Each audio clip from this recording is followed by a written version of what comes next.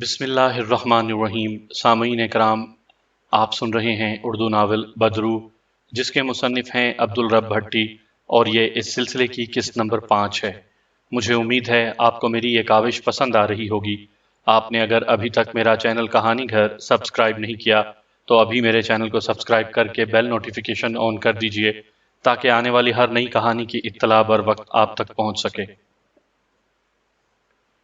ناصر فطرتاً ایک ذہین اور سمجھدار لڑکا تھا، مگر شگفتہ کی محبت نے جیسے اس کے سوچنے سمجھنے کی صلاحیتیں معوف کر دی تھیں۔ مگر اب تیمور کے سمجھانے پر وہ اس بات پر غور کرنے لگا تو اچانک اس کے ذہن میں یہ خیال ابھرا کہ کہیں ایسا تو نہ تھا کہ وہ عامل رنگا ماتی واقعی سفلی علوم کا ماہر ہو اور اس کی کمزوری سے فائدہ اٹھا کر خود اسے اور ساجد کو اپنے کسی گندے مقصد کے لیے استعمال کرنا چاہ رہا ہو۔ کہیں ایسا تو نہیں کہ وہ اس شیطانی مخلوق کی روح کو قابو کرنا چاہتا ہو تاکہ وہ اسے اپنے تابع کر کے اپنے منفی مقاصد کے لیے استعمال کر سکے۔ اسے اپنا یہ خیال زیادہ پرمعنی لگا، تاہم اس نے رنگا ماتی سے ملنے کا ارادہ ترک نہ کیا۔ وہ اب اس سے ساری حقیقت معلوم کرنا چاہتا تھا کہ آخر اسے اس سارے پر اسرار معاملے سے کیا دلچسپی تھی۔ چنانچہ جب اس کے ماموں شفقت حسین دکان پر آئے تو وہ کسی نہ کسی بہانے دکان سے اتر گیا۔ وہ سیدھا عامل رنگا ماتی کے گھر پہنچا تو اسے دروازہ کھلا ملا۔ وہ دھڑکتے دل کے ساتھ دروازہ دھکیل کر اندر داخل ہوا تو اندر اسے غیر معمولی خاموشی کا احساس ہوا۔ یک لخت وہ اپنے دل میں عجیب سی بے چینی محسوس کرنے لگا۔ پھر اس نے سامنے اجاڑ برآمدے میں بنے اکلوتے کمرے کے دروازے کی طرف دیکھا تو وہ تھوڑا کھلا ہوا تھا۔ ناصر آگے بڑھا، پھر جیسے ہی کمرے میں داخل ہوا ایک سرد ہوا کا جھونکا اس کے چہرے سے ٹکرایا تو وہ سر تپا ٹھٹر کر رہ گیا، لیکن دوسرے ہی لمحے سامنے کا منظر دیکھ کر اس کی مارے خوف کی چیخ سی نکل گئی۔ سامنے تخت نما پلنگ پر عامل رنگا ماتی کا وجود اس طرح بے سدھ پڑا تھا کہ وہ سر کی طرف سے نصف نیچے جھول رہا تھا، دونوں ہاتھ پھیلے ہوئے تھے، آنکھیں کھلی پڑی تھیں، صاف نظر آ رہا تھا کہ اس کی روح کف سے انصری سے پرواز کر چکی تھی۔ ناصر کا دل یکبارگی سائیں سائیں کرتی کن پٹیوں میں دھڑکنے لگا۔ اس نے یہ عقل مندی کی، فوراً خاموشی کے ساتھ واپس پلٹا اور مکان سے باہر نکل گیا۔ تیمور دفتر گئے ہوئے تھے، شگفتہ گھر پر اکیلی تھی۔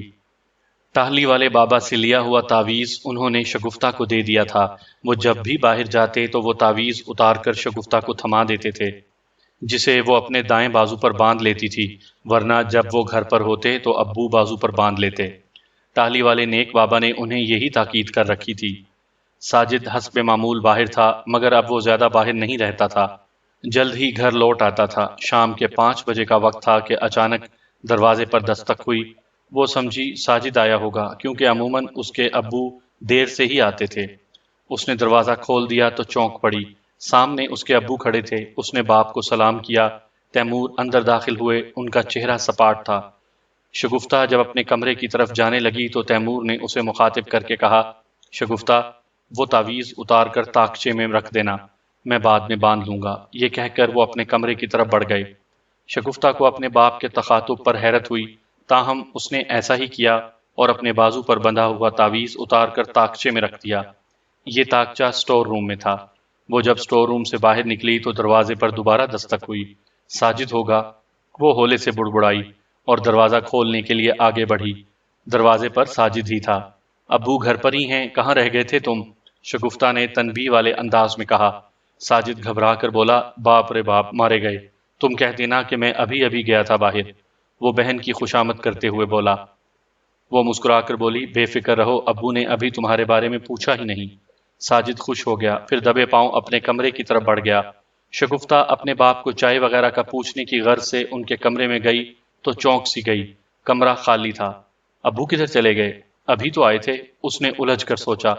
پھر دوسرے کمرے میں بھی دیکھ لیا۔ اس کے بعد وہ انہیں ابو ابو کہہ کر پکارنے لگی، مگر کوئی جواب نہ ملا۔ اسے حیرت ہوئی، اس کے دل میں یہ خیال بھی آیا کہ ہو سکتا ہے ابو باہر نکل گئے ہوں، لیکن اس نے فوراً ہی یہ خیال ذہن سے جھٹک دیا، کیونکہ دروازے پر تو کنڈی چڑھی ہوئی تھی۔ اس کی پکار سن کر ساجد آ گیا۔ کیا ہوا، خیریت تو ہے؟ اس نے بہن کی طرف دیکھ کر پوچھا۔ ابو پتہ نہیں کدھر چلے گئے اچانک، ابھی ابھی تو آئے تھے، اس نے جواباً پریشانی سے کہا۔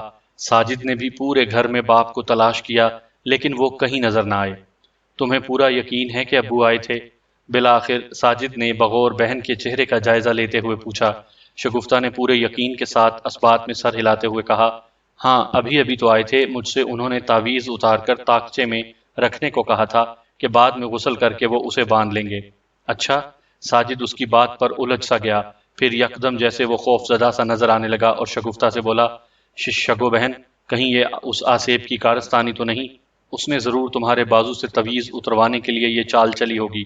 بھائی کی بات سن کر شگفتہ لرز گئی، پھر کپ کپاتی آواز میں بولی، بھائی مجھے تو ڈر لگ رہا ہے۔ ساجد خود بھی پریشان تھا مگر بہن کو حوصلہ دیتے ہوئے بولا، شگو تو ڈر مت، میں ہوں نا۔ تم بھول گئیں ابو نے ہمیں تاکید کی تھی کہ ہمیں جرت اور بہادری کے ساتھ ان پر اسرار حالات کا مقابلہ کرنا ہوگا۔ وہ تو ٹھیک ہے بھیا، مگر وہ تعویذ؟ تم ٹھہرو، میں طاقچے سے لاتا ہوں، ساجد نے اس کی بات کاٹتے ہوئے کہا، اور پھر جب وہ اسٹور روم کی طرف بڑھا تو شگفتہ بھی اس کے عقب میں ہو لی۔ ساجد نے اسٹور میں داخل ہونے کے لیے جیسے ہی دروازہ کھولا، یکلخت لاتعداد چمگادڑیں پھڑ پھڑاتی ہوئی برآمد ہوئیں اور ان دونوں کے چہروں سے ٹکرائیں۔ بے اختیار دونوں نے ایک تیز خوف زدہ سی چیخ ماری۔ شگفتہ تو بھاگ کر صحن میں آ گئی مگر ساجد وہیں کھڑا بری طرح چیخنے چلانے لگا۔ بھائی کی چیخیں سن کر شگفتہ دوبارہ اس کی طرف بھاگی تو یہ دیکھ کر دہشت زدہ رہ گئی کہ ایک چمگادڑ ساجد کے چہرے پر چمٹ گئی تھی اور وہ اپنے دونوں ہاتھوں سے اس کے بڑے بڑے پروں کو پکڑنے کی کوشش کر رہا تھا۔ شگفتہ بری طرح متوحش ہو گئی تھی، وہ رونے لگی، ادھر ساجد کی حالت لمحہ بہ لمحہ غیر ہوتی جا رہی تھی۔ وہ خونی چمگادڑ ساجد کے چہرے کے ساتھ چمٹی اس کے چہرے کو بری طرح جھنجھوڑ رہی تھی، یہاں تک کہ ساجد کے چہرے سے خون بہنا شروع ہو گیا۔ ساجد پاگلوں کی طرح چیختا ہوا ادھر ادھر بھاگ رہا تھا۔ شگفتہ کی سمجھ میں نہیں آ رہا تھا کہ وہ ساجد کی کس طرح مدد کرے، مگر جب اس نے دیکھا کہ بھائی کے چہرے سے بری طرح خون بہنا شروع ہو گیا ہے تو وہ اپنا خوف بھلائے اس کی مدد کو دوڑی۔ ساجد اب فرش پر گر گیا تھا، شگفتہ کے سر پر جنون سوار ہو گیا۔ وہ آگے بڑھی اور جھک کر چمگادڑ کے پر کو پکڑ کر زور سے اسے اچھال دیا۔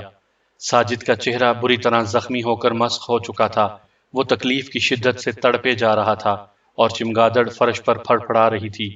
شگفتہ فوراً بھائی کی طرف متوجہ ہوئی، وہ اس بات سے بالکل بے خبر تھی کہ فرش پر پھڑ پھڑاتی ہوئی چمگادڑ اب تیزی کے ساتھ اپنی حیت تبدیل کر رہی تھی۔ ادھر جب شگفتہ اٹھ کر مدد لینے کے لیے باہر نکلنے کو اٹھی تو اچانک اس کی نگاہ چمگادڑ پر پڑی، مگر اب وہ وہاں چمگادڑ کے بجائے وہی بھیانک صورت غیر انسانی مخلوق کوہان نکالے دھیرے دھیرے اس کی طرف رینگ رہی تھی۔ وہ اپنی موٹی سی دم تیزی کے ساتھ ادھر ادھر پٹخ رہی تھی۔ شگفتہ کی مارے دہشت کے چیخ نکل گئی، وہ اس آسیبی مخلوق کو اپنے اس قدر قریب پا کر گنگ سی رہ گئی تھی، اس کے قدم جیسے زمین نے پکڑ لیے تھے، قوت گویائی سلب ہو کر رہ گئی تھی، وہ کسی بھی لمحے زمین پر گرنے والی تھی۔ اس نے بڑی مشکلوں سے خود پر قابو پا رکھا تھا اور خوف سے پھیلی ہوئی آنکھوں سے اس آسیبی مخلوق کو اپنی طرف بڑھتا ہوا دیکھ رہی تھی۔ پھر جب وہ آسیبی مخلوق بالکل اس کے قریب پہنچ کر رکی تو اس نے کری انگیز آواز میں غراتے ہوئے اس سے کہا، میں تم سب کو ختم کر دوں گا، کسی کو زندہ نہیں چھوڑوں گا۔ تمہارے بھائی کی بے وقوفی سے اب مجھے آہستہ آہستہ اپنی کھوئی ہوئی قوت دوبارہ ملنے لگی ہے۔ ہا ہا ہا۔ وہ بدرو ایک زوردار کہکہ مار کر ہنسی۔ ادھر شگفتہ کا پورا وجود خزاں رسیدہ پتے کی طرح کانپ رہا تھا، ادھر زمین پر پڑے ساجد کی اذیت ناک چیخوں نے الگ اسے حواس باختہ کر رکھا تھا۔ اچانک دروازے پر زور زور سے دستک ہونے لگی، آسیبی مخلوق نے اپنے کوہان کو حرکت دی اور گردن موڑ کر دروازے کی طرف دیکھا، اس کے بعد فوراً دھوئیں میں تبدیل ہونے لگی۔ شگفتہ غیر ارادی طور پر دروازے کی طرف لپکی، دروازہ کھولا تو سامنے اپنے باپ کو پا کر اسے غش آ گیا۔ تیمور نے بڑھ کر اسے تھام لیا۔ تیمور کے خاندان کی دشمن اس آسیبی مخلوق نے دوسرا وار بھی ان کے گھر کے ایک فرد پر بہت کامیابی سے کیا تھا۔ پہلے شگفتہ کے ہاتھوں اس کی ماں کو قتل کروایا اور اس کے بعد اس نے ساجد کو بھی زخمی کر دیا تھا، اس کی دونوں آنکھیں پھوڑ ڈالی تھیں۔ ساجد زندہ تو بچ گیا تھا مگر اب وہ ہمیشہ کے لیے نابینا ہو چکا تھا۔ تیمور کے خاندان میں یہ دوسرا بڑا اور اندوہناک سانحہ تھا۔ ساجد ان کا اکلوتا بیٹا تھا، ان کا بازو تھا اور ان کے بڑھاپے کا سہارا تھا، مگر اب وہ بیچارہ خود دوسرے سہارے کا محتاج ہو گیا تھا۔ شگفتہ نے باپ کو ساری بات بتا دی تھی کہ ان کے ساتھ کیا ہوا تھا۔ یہ ضرور اس آسیبی مخلوق کا ہی کام ہے، وہ دانت پیس کر غصے سے بولے۔ اس نے سب سے پہلے میرا بہروٹ بھر کر چالاکی سے تمہارے بازو پر بندھا ہوا تعویذ اتروایا اور پھر اس کے بعد اس منحوس بدرو نے اپنا وار کر ڈالا۔ شگفتہ ایک بار پھر خود کو مجرم تصور کرنے لگی، تاہم اچانک اسے اس آسیبی مخلوق کی وہ دھمکی یاد آئی۔ اس نے کہا تھا کہ اس کے بھائی ساجد کی بے وقوفی کی وجہ سے وہ اب اپنی اصلی قوت حاصل کرنے لگی تھی۔ جب اس نے یہ بات اپنے باپ کو بتائی تو ان کے چہرے پر مزید تشویش کن آثار پھیل گئے۔ پھر پرسوچ لہجے میں بڑبڑاتے ہوئے بولے، میرا خیال ہے یہ ساری کارستانی اسی بدبخت عامل رنگا ماتی کے اس پر اسرار عمل کی ہے جو ساجد اور ناصر دونوں مل کر اس اندھیری کوٹھی میں راتوں کو کرتے تھے۔ مگر ابو، وہ عمل تو ساجد بھائی نے چھوڑ دیا تھا، شگفتہ نے جیسے انہیں یاد دلایا۔ ہاں، لیکن یہ دونوں بے وقوف آدھے سے زیادہ عمل کر چکے تھے، وہ پرخیال لہجے میں بولے۔ اگلے روز تیمور دفتر سے 2 گھنٹے پہلے ہی اپنی کار میں سیدھے ٹہلی والے بابا کے حجرے کی طرف روانہ ہوئے۔ وہاں پہنچ کر انہیں اپنا سارا دکھڑا بیان کیا۔ ٹہلی والے بابا نے بغور ان کی بات سنی اور گہرے رنج و غم کا اظہار کیا۔ اللہ تم لوگوں کا حامی و ناصر ہو۔ اس میں کوئی شبہ نہیں کہ ایک بد خصلت عامل کی وجہ سے اس بدروح کی ریشہ دوانیوں میں دن بدن اضافہ ہوتا جا رہا ہے۔ در حقیقت وہ بد خصلت عامل اپنے مکروہ اور بھیانک مقاصد کی تکمیل کی خاطر اس بدروح کو اپنے تابع کرنا چاہتا تھا، کیونکہ وہ پر اسرار علوم کا ماہر ہے، لیکن ہم جانتے ہیں کہ اس بدروح کو قابو کرنا کسی کے بھی بس کی بات نہیں سوائے اللہ کے، لیکن اس کے لیے بہت طویل انتظار اور کڑی محنت کی ضرورت ہوگی۔ وہ اتنا کہہ کر خاموش ہو گئے۔ تیمور نے پریشان کن بے چینی سے کہا، بابا اب آپ ہی ہماری مدد کریں، ہمارا تو بدروح نے جینا دو بھر کر ڈالا ہے، آخر اس شیطان کی حقیقت کیا ہے، یہ کس طرح نیست و نابود ہوگی؟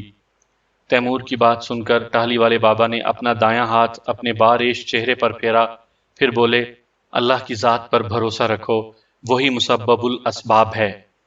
میں نے پچھلی ملاقاتوں میں تمہیں بتایا تھا کہ یہ ایک شیطان کی بدروح ہے، جس نے آج سے کئی سال پہلے خلق خدا کا جینا دو بھر کر رکھا تھا، پھر تمہارے ہی خاندان کے ایک نیک اور بہادر انسان نے اس کا خاتمہ کر ڈالا تھا۔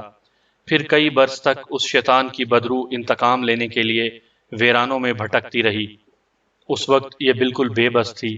پھر پر اسرار علوم کے ماہر جو ایسی بے بس بدروحوں کو قابو کرنے کے لیے سفلی عمل اور جادو ٹونا کرتے رہتے ہیں، ایسے ہی کسی عامل کے سفلی عمل نے اس بدروح کی شیطانی قوتوں کو مزید جلا بخشی اور اسے مہمیز کیا، مگر وہ خود بھی اس کے شر اور خونی پنجوں سے زندہ نہ بچ سکے، اور خود تو کمبخت جہنم واصل ہوئے، مگر اس بدروح کو آسیبی قوتوں سے ہمکنار کر گئے۔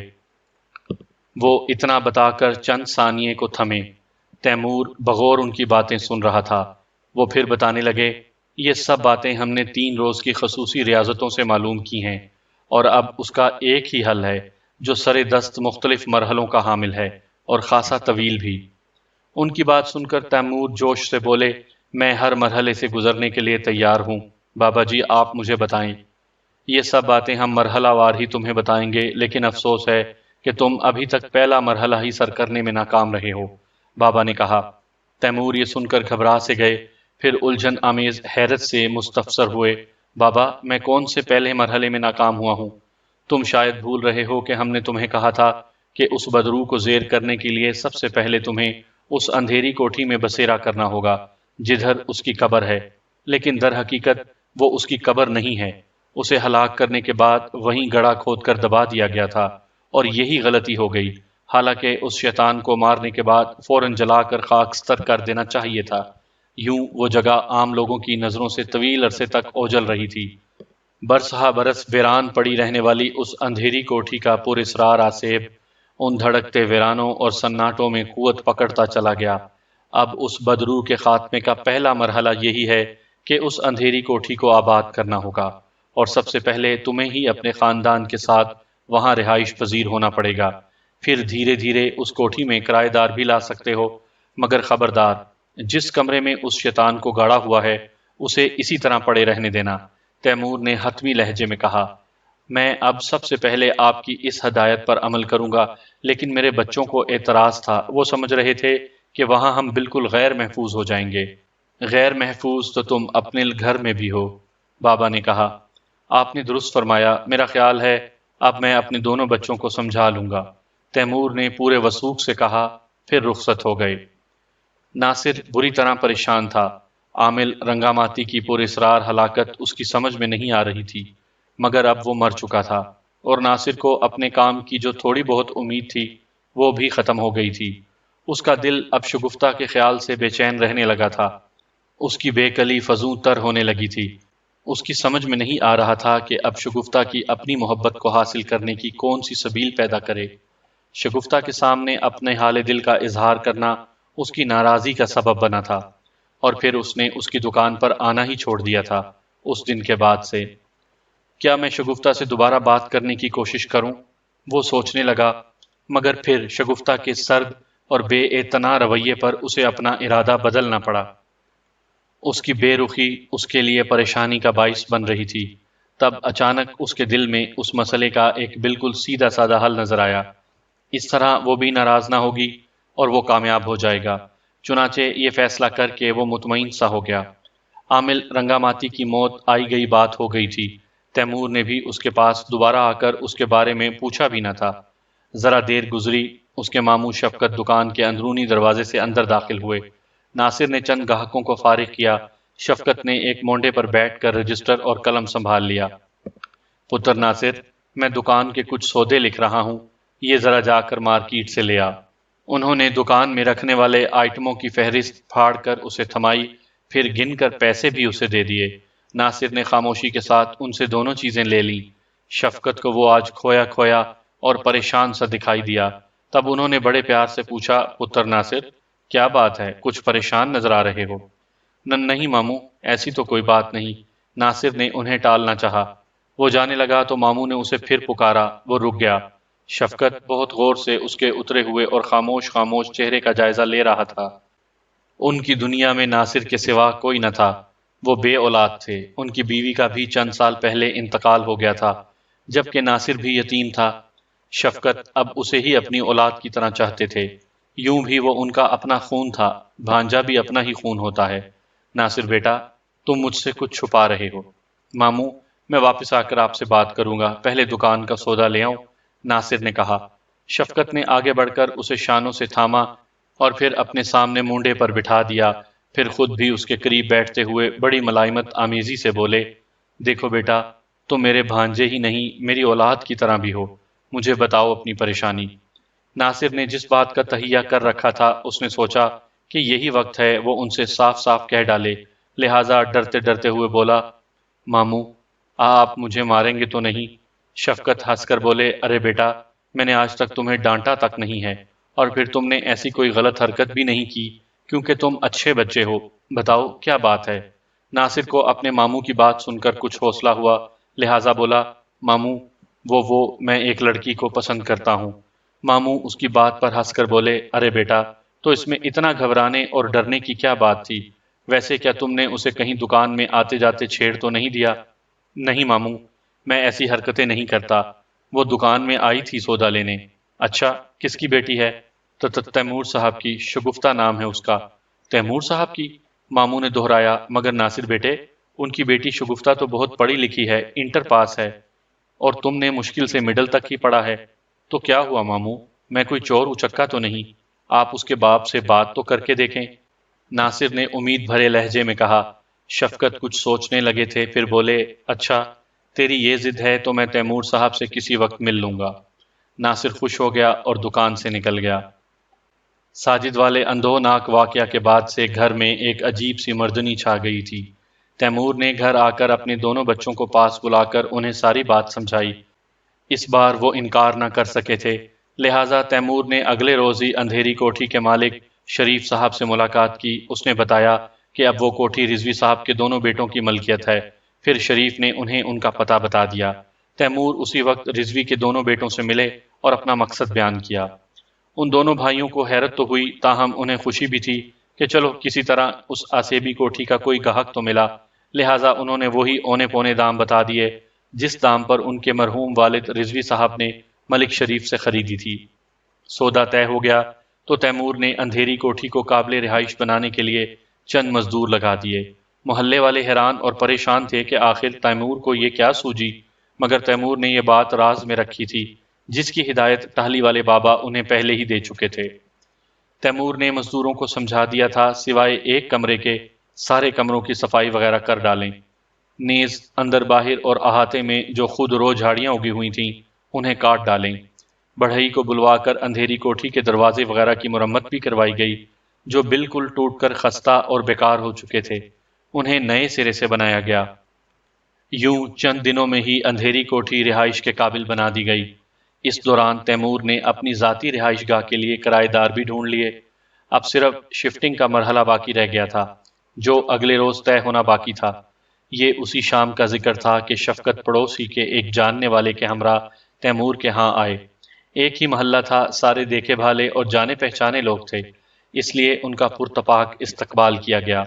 آئیے آئیے شفقت صاحب، آج آپ نے یہاں آنے کی زحمت کیسے گوارا کر لی؟ تیمور نے شفقت کے ساتھ معانقہ اور مصافحے کے دوران کہا۔ ان کی وسیع القلمی اور شرافت سے پورا محلہ آگاہ تھا۔ بھئی ایک ہی محلے میں رہتے ہیں، آخر ایک دوسرے کی خیر خیریت پوچھنے کا فرض بھی بنتا ہے۔ آپ سنائیں کیسے ہیں آپ؟ شفقت نے ان سے مسکرا کر دوستانہ لہجے میں کہا۔ یہ سب ایک کمرے میں بیٹھ گئے تھے۔ کیا بتاؤں جناب، بس مصیبت نے ہمارا گھر دیکھ لیا ہے، ہم آج کل بہت پریشان ہیں۔ تیمور نے اپنی پریشانی کا ذکر کرتے ہوئے افسردہ لہجے میں کہا۔ ہاں تیمور صاحب، ہمیں آپ کی پریشانیوں کا علم بھی ہے اور اندازہ بھی۔ پہلے بھابھی کی دردناک موت کا سنا، پھر اب چند روز پہلے ہی آپ کے بیٹے ساجد کے نابینا ہونے پر انتہائی دکھ ہوا۔ ہم تو دعا ہی کر سکتے ہیں کہ اللہ تعالیٰ آپ پر اپنا فضل فرمائے اور آپ لوگوں کی مصیبتیں دور کرے۔ آمین۔ ان کے ساتھ آئے ہوئے شمس الدین نے زیر لب کہا۔ چند ثانیے بعد ادھر ادھر کی باتیں ہوتی رہیں۔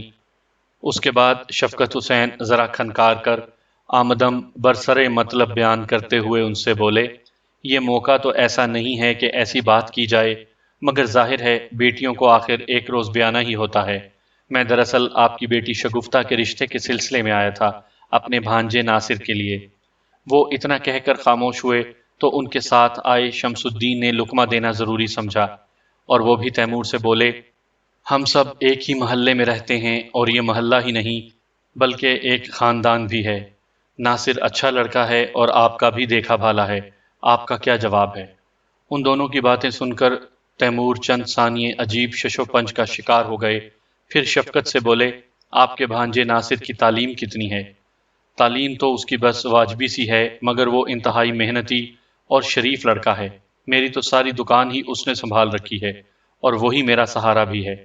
مگر جناب، میری بیٹی شگفتہ نے انٹر کر لیا ہے اور وہ اب سائنس گریجویٹ کے پہلے سال میں ہے۔ میں انکار تو نہیں کر رہا، لیکن چونکہ زندگیاں لڑکا لڑکی نہیں گزارنی ہوتی ہیں، میں اس سلسلے میں پہلے اپنی بیٹی کا عندیہ لینے کی کوشش کروں گا، تیمور نے کہا۔ شفقت نے شمس الدین کی طرف دیکھا تو وہ تیمور سے بولے، ٹھیک ہے تیمور صاحب، آپ بے شک اپنی بیٹی کا عندیہ ضرور لیں، لیکن بہرحال فیصلہ آپ ہی کا آخری ہوگا۔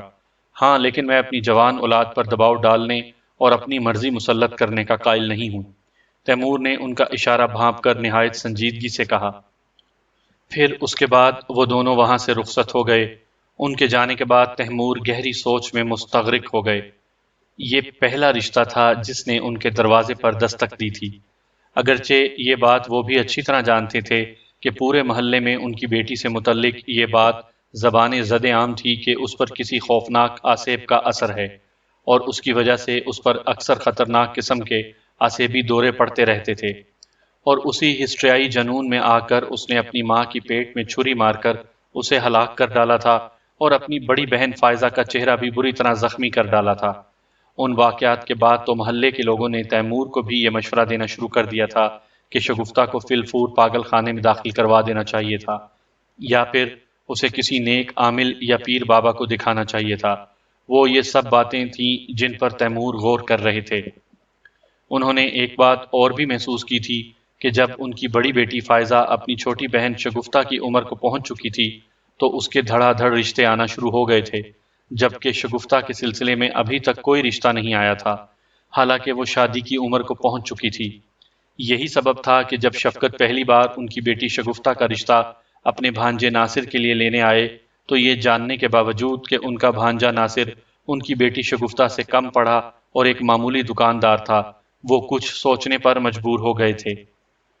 باہر طور جب اس سلسلے میں انہوں نے اپنی بیٹی شگفتہ کو آگاہ کرتے ہوئے اس کا اندیہ لینا چاہا تو شگفتہ نے اس رشتے سے صاف انکار کر دیا۔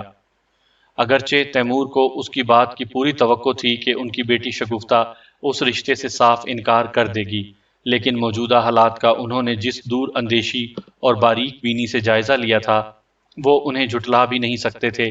چنانچہ انہوں نے شگفتہ کو واضح الفاظ میں سمجھانے کی کوشش کی، دیکھو بیٹی، میں تم پر اپنی مرضی مسلط کرنا نہیں چاہتا، لیکن موجودہ حالات میں میرا خیال ہے کہ ناصر جیسے سیدھے سادے اور شریف لڑکے کا رشتہ تمہارے لیے برا نہیں۔ شگفتہ نے سنجیدگی سے کہا، ابو، میں آپ کی بات سمجھ رہی ہوں، لیکن ابھی میں شادی کیسے کر سکتی ہوں؟ میری پڑھائی ادھوری رہ جائے گی، اور پھر اتنی جلدی کیا ہے؟ تیمور بیٹی کی بات سن کر خاموش ہو گئے۔ اس کے چند روز بعد تیمور اپنے دونوں بچوں ساجد اور شگفتہ کے ساتھ اندھیری کوٹھی میں شفٹ ہو چکے تھے۔ اپنا مکان انہوں نے کرائے پر دے دیا تھا۔ اندھیری کوٹھی میں آ کر انہوں نے اپنے کمرے بانٹ لیے تھے۔ ساجد بیچارہ نابینا تھا، اس لیے اس کا کمرہ شگفتہ اور تیمور کے کمروں کے درمیان رکھا گیا تھا۔ کوٹھی کی اوپری منزل کو بھی قابل رہائش بنا دیا گیا تھا، مگر وہ حصہ خالی تھا اور ٹہلی والے بابا کی نصیحت کے مطابق اسے بھی آباد کرنا تھا۔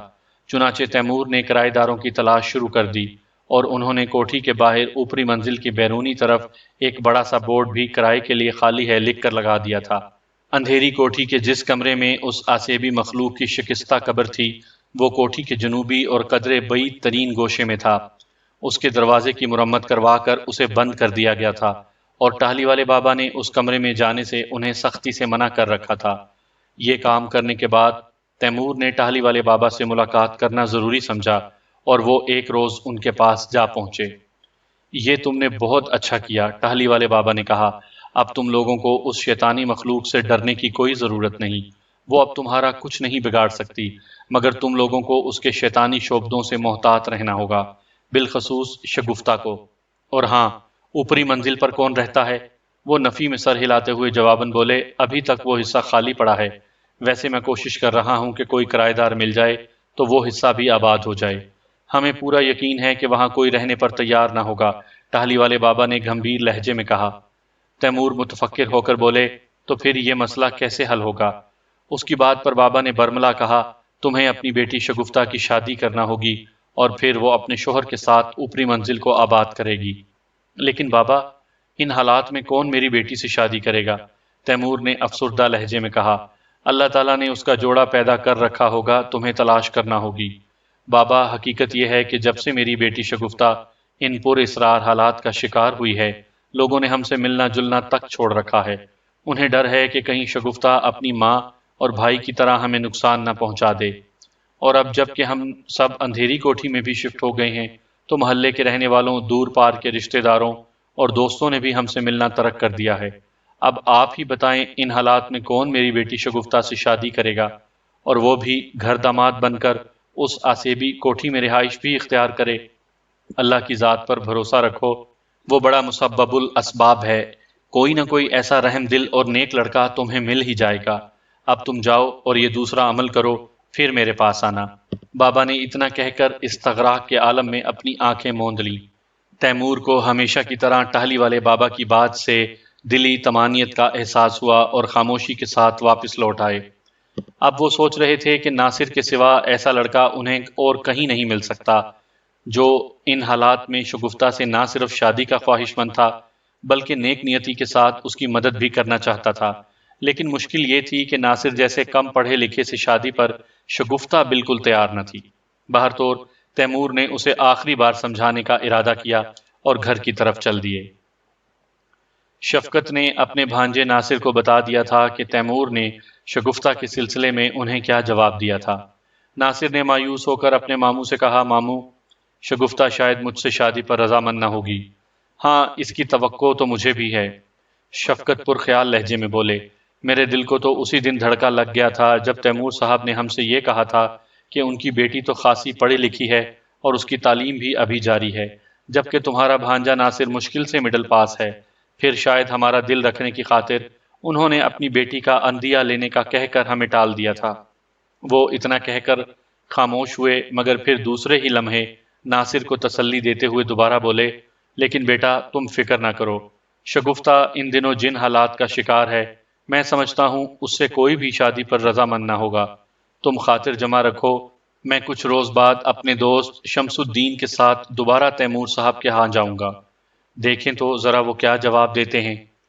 انہی دنوں جب محلے میں یہ خبر جنگل کے آگ کی طرح پھیل گئی کہ تیمور اپنے دونوں بچوں کے ساتھ اس آسیبی کوٹھی یعنی اندھیری کوٹھی میں شفٹ ہو گئے ہیں، تو انہیں سخت تعجب ہوا۔ ان کے حلق سے تیمور کی منطق نہیں اتر رہی تھی کہ آخر تیمور کو یہ کیا سوجی کہ وہ یہ جاننے کے باوجود کہ وہ کوٹھی آسیب زدہ تھی، اچھا بھلا اپنا مکان چھوڑ کر وہاں شفٹ ہو گئے تھے۔ محلے میں یہی چہ مگوئیاں ہونے لگیں، پھر جتنے منہ اتنی باتوں کے مستاق یہ افواہیں بھی گردش کرنے لگیں کہ در حقیقت تیمور خود بھی سفلی علم کرتے ہوں گے، ورنہ انہیں کیا پڑی تھی کہ وہ جانتے بوجھتے یہ قدم اٹھاتے وغیرہ وغیرہ۔